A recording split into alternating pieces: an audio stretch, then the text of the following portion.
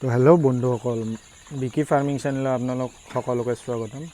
তো আজি আহিছোঁ এটা মূল বিষয় লৈ, যিটো বিষয় এতিয়া আমাৰ অসমৰ মূল সমস্যা হৈ পৰিছে বতা চৰাইৰ ওপৰত। বতা চৰাইটো বহুতেই পুহিছে, কিন্তু আজি 2-3 মাহৰ পৰা ইয়াৰ মাৰ্কেটটো বহুত ডাউন। বিশেষকৈ গৰমত যেতিয়া প্ৰথম ধৰক বতা চৰাই আহিছিল, আজি প্ৰায় এবছৰ আগৰ পৰা আমাৰ অসমত এইটোৰ চৰ্চা চাৰিওদিশে বিয়পি পৰিছে, কিন্তু বহু লোকে কৰা নাছিল। কিন্তু এতিয়া প্ৰায় ঘৰে ঘৰে বতা চৰাই আপোনালোকে দেখা পাব।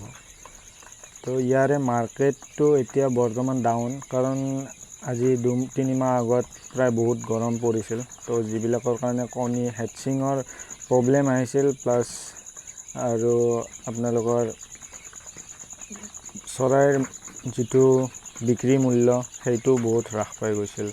তো ইয়াৰ প্ৰধান কাৰণ এটাই হ'ব মই ভবাত, আমি বহু লোকেই জনাই নজনাই সকলোৱে ফাৰ্ম কৰিছোঁ, কিন্তু ইয়াৰ মাৰ্কেটটো আছেনে নাই সেইটো কথা এবাৰো চিন্তা কৰা নাই। মই যদি ধৰক 2000 আনিছোঁ, কোনোৱে মোক দেখি আকৌ 3000 আনিছে, কিন্তু যেতিয়া এইটো কণী বা মাংসৰ কাৰণে বিক্ৰীৰ যেতিয়া সময় আহি পৰে, তেতিয়া আমাৰ হাহাকাৰ হৈ পৰে। তো সেইটোৱে আমাৰ এতিয়া অসমৰ প্ৰধান সমস্যা হিচাপে দেখা গৈছে বতা চৰাইৰ ওপৰত। আপুনি লোকেল চৰাই বা হাঁহ পালন কৰিলে বা পাৰ চৰাই পালন কৰিলে ইমান প্ৰব্লেম নাই। যিটো প্ৰব্লেম এতিয়া বেছিকেলি আজি 2-3 মাহৰ পৰা বতা চৰাইৰ ওপৰত দেখা গৈছে। কিছু কিছু ঠাইততো চলি আছে খুব ভালে, মই কোৱা নাই যে সকলো ঠাইতে হৈছে। আপোনালোকে কমেণ্টত জনাব জাগাৰ নাম আৰু তাতে কেনেকুৱা মাৰ্কেট, তো সেইটো জনাব পাৰে। কিন্তু মই প্ৰায়ভাগ দেখিছোঁ বৰপেটা আদি ছাইডত কণীৰ মাৰ্কেট খুব ডাউন, বা আপোনাৰ চৰাইৰ মাৰ্কেটো বহুত ফাৰ্মাৰেতো তেনেকৈ ধৰক 500,000 বতা চৰাই আনি পুহিছে, পিছত মাৰ্কেট নোপোৱাৰ বাবে একদম কম দামত, একদম কমৰ কম দামত, যিটো তেখেতৰ মানে মূলধনৰ সমান তেনেকুৱা মূল্যত মানে বতা চৰাই বিক্ৰী কৰি আছে। মই দেখাত পৰিলক্ষিত হৈছে। আপোনালোকৰ মতামত জনাব, মই মতামত জানিবৰ কাৰণেহে ভিডিঅ'টোত আহিছোঁ, বা যিটো প্ৰধান সমস্যা এতিয়া বৰ্তমান পাইছোঁ সেইটো হিচাপতহে মই কৈছোঁ। এনেকুৱা নহয় যে বস্তুটো প্ৰফিটেবল নহয়। বতা চৰাইটো পোহা মানে আমাৰ খুবেই প্ৰফিটেবল হয়, কিন্তু অসমত ইয়াৰ মাৰ্কেট কিমান দূৰলৈ, যেনেকুৱা এটা আপুনি ধৰক লোকেল ফাৰ্ম কৰিছে, লোকেল আপুনি 1000 কৰক 2000 কৰক, আপোনাৰ চাৰিওদিশে বজাৰত কিছুমান মানুহে বতা চৰাই চিনিয়ে নাপায়। প্ৰায় মই যেতিয়া প্ৰথম কৰিছিলোঁ, তেতিয়া মই এখন বজাৰত গৈছিলোঁ, মোৰ বন্ধু এজনে লৈ গৈছিল বতা চৰাইখিনি মোৰ পৰা কিনি। তো ময়ো গ'লোঁ তাৰ লগত মাৰ্কেটটো চাব। তো প্ৰায় মানে মানুহে চিনি নাপায় কি বস্তু বুলি সুধি থাকে। এতিয়া হয়তো অলপ জানিছে তাতেও, এইটো সেইখন যিখন বজাৰত মই গৈছিলোঁ তাতে এতিয়া প্ৰায় এভেইলেবল পোৱা দেখা যায়। তো এতিয়া প্ৰধান বিষয়টো হৈছে আমি ইয়াৰ মাৰ্কেট পাবলৈ কি কৰা দৰকাৰ।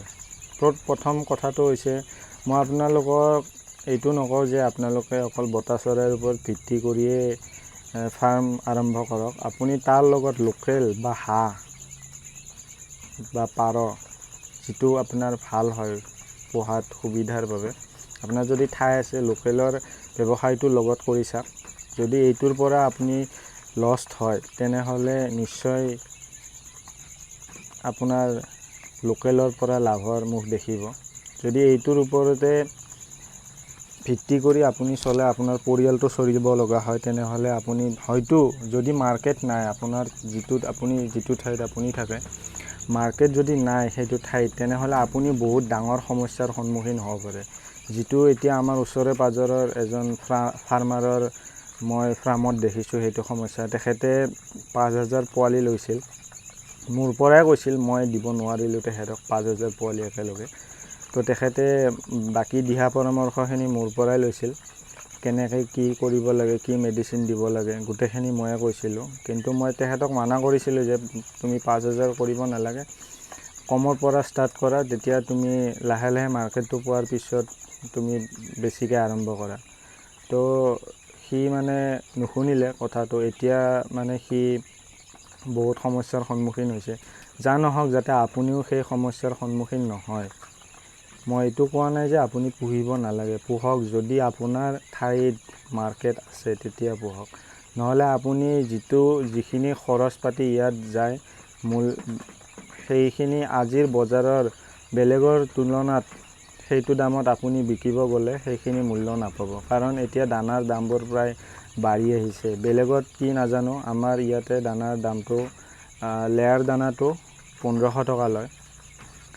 যিহেতু ইয়াৰ প্ৰথম 30 দিনলৈ আমি ব্ৰইলাৰ দানা খুৱাওঁ, সেইটো আপোনাৰ ব্ৰইলাৰৰ দানাটো কম বেছি পৰিমাণে দাম হৈ থাকে। কিন্তু লেয়াৰ যিহেতু ইহঁতৰ মেইন ফিড বুলি ক'ব পাৰি, কাৰণ 30 ডেইজৰ পিছত কণীৰ বাবে কৰিলে ইহঁতে লেয়াৰ ফিডে খায়। তো লেয়াৰ ফিডটো 1500 টকা লয়, 1500। তো ইমান কষ্টলি দানা খুৱাই ইহঁতক ডাঙৰ কৰাৰ পিছত আপোনাৰ যদি মেলৰ সংখ্যা বেছি থাকে তেন্তে আপুনি আপোনাৰ বিজনেছখন লছত যাই আছে। তো সেইটো লক্ষ্য ৰাখি যাতে মাৰ্কেটটো আপুনি ভালকৈ পায়, সেইটোৰ ওপৰত লক্ষ্য ৰাখি লাহে লাহে আৰম্ভ কৰক, লাহে লাহে বিজনেছটো বঢ়াওক। সেইখিনিয়ে মোৰ আজি আপোনালোকক ক'ব লগা মেছেজ আছিল। বাকী মোৰ বন্ধু কেইজনমানে ক'লে এইটোৰ ওপৰত এটা তুমি ভিডিঅ' বনাই দিয়া, তো সেইটোকে আহিলোঁ মই আজি। এইখিনি মোৰ হৈছে ফাৰ্মৰ আজি 10 দিনীয়া বতা চৰাই। বহুতে বতা চৰাই আৰু এটা মেইন কথা মই আপোনালোকক ক'ব পাহৰিছিলোঁৱে, যে আমি বিশেষকৈ আমাৰ বহিৰাগত ৰাজ্যৰ ওপৰত ভিত্তি কৰোঁ। যেনে আমাৰ এনেকুৱা বহুত বেপাৰী আছে, ব্যৱসায়ী আছে, যিসকলে বাহিৰৰ বস্তু ৰপ্তানি কিছুমান ক্ষেত্ৰত কৰিব লাগে, এইটো নহয়। এতিয়া আমাৰ যিহেতু প্ৰায় অসমৰ চুকে কোণে ফাৰ্ম হৈছে, তো বাহিৰৰ বতা চৰাইৰ পোৱালি আনি ইয়াতে বিজনেছ কৰিব লগা কোনো আপোনালোকৰ 2-1 টকাৰ কাৰণে তেনেকুৱা কৰিব নালাগে। আপুনি নিজে ঘৰত প্ৰডাকশ্যন কৰি বিক্ৰী কৰক। কাৰণ আমাৰ যিটো থলুৱা বতা চৰাই হয়, আমি ঘৰতে যিটো মেচিনৰ দ্বাৰা ফুকাওঁ, তো সেই বতা চৰাইটো আৰু বাহিৰৰ পৰা অহাটোৰ মাজত বহুত ডিফাৰেঞ্চ থাকে। আপুনি দাম কমত পাব 2-1 টকা, কিন্তু আপোনাৰ মৰ্টেলিটিৰ সংখ্যাটো বেছি হ'ব। কাৰণ যিহেতু সিহঁতে ইমান দূৰ পৰিভ্ৰমণ কৰি আহে, প্লেনত হওক বা ট্ৰেইনত হওক, তো সিহঁতৰ যিটো সময়ত খাব পাব লাগিছিল তাতকৈ উপযুক্ত সময় আমি সিহঁতক কেজতে ৰাখিব লগা হয়, যাৰ ফলত বেছিভাগ পোৱালি আপোনাৰ দুৰ্বল হৈ যায় আৰু ঘৰত অনাৰ 2-3 দিন পিছত সিহঁতে মৃত্যুবৰণ কৰে। তো সেইটো এটা মেইন কাৰণ। আপুনি বাহিৰৰ পোৱালি আনাৰ এটা মেইন কাৰণ, যিটোৰ কাৰণে আপুনি লছত ভুগিব পাৰে। মই কোৱা নাই যে মোৰ পৰা লওক, সেইটো মইতো ইমান প্ৰডাকশ্যন দিব নোৱাৰোঁ।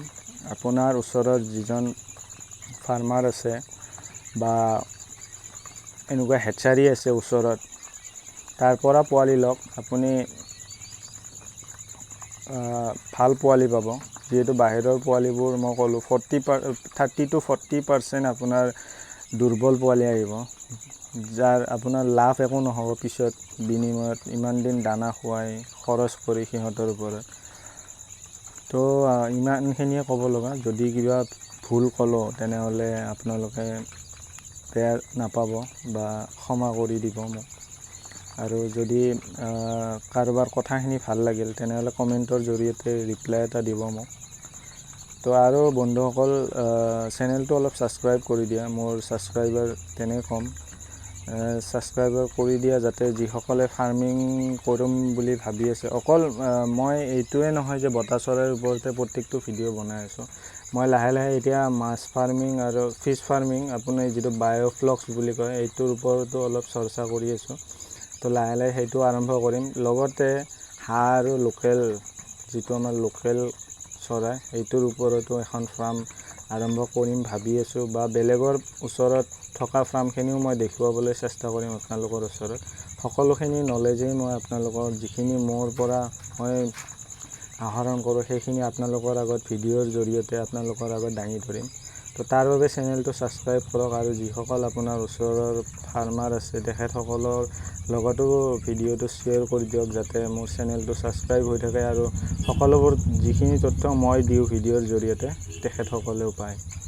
তো আজিলৈ ইমানতে এৰিছোঁ। জয় অসম।